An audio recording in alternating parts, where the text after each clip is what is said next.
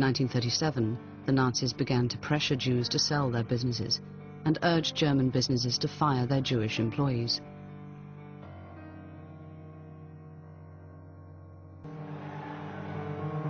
As they entered 1938, it was hard to see how it could get much worse for German Jews.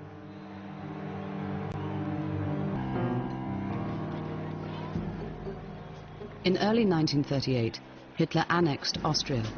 Support for the Nazis had been growing in Austria for nearly a decade, with active encouragement from Germany.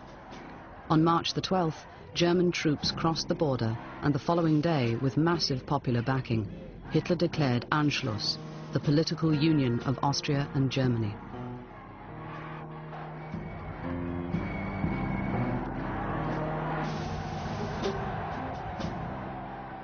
The annexation was a disaster for Austria's 200,000 Jews.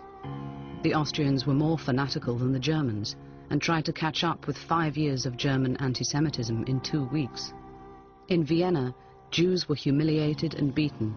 They were forced to scrub the streets, and Jewish homes and businesses were looted.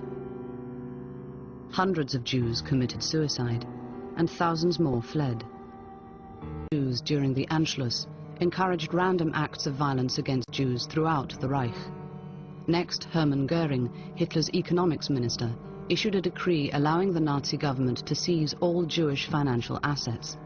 Tens of thousands of Jews added their names to waiting lists for emigration visas. By the end of 1938, Nazi pressure increased. Jews were expelled from most professions and trades.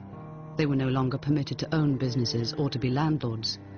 Most German Jews began to sink into poverty. Nazi Germany was also gearing up for war. Hitler was in a confident and aggressive mood.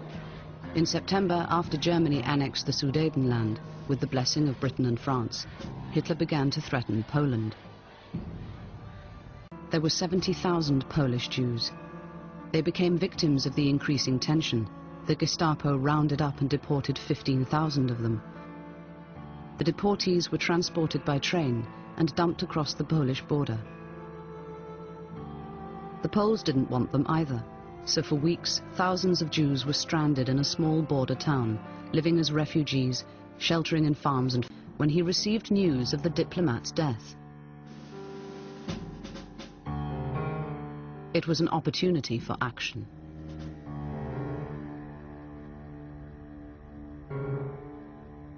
It was a major pogrom in Germany since the Middle Ages.